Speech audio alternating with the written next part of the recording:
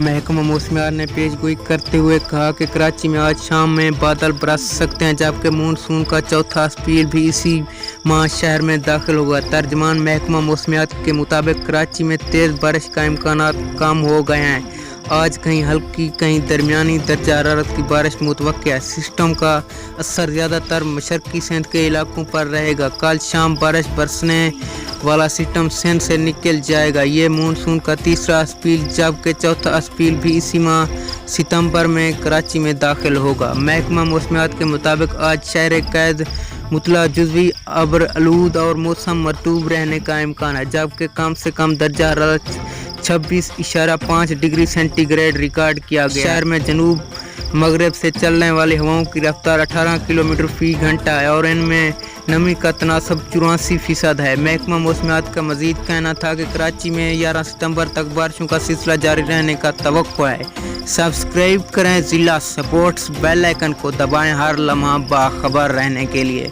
अगली वीडियो तक के लिए इजाज़त। अल्लाह निगहबान।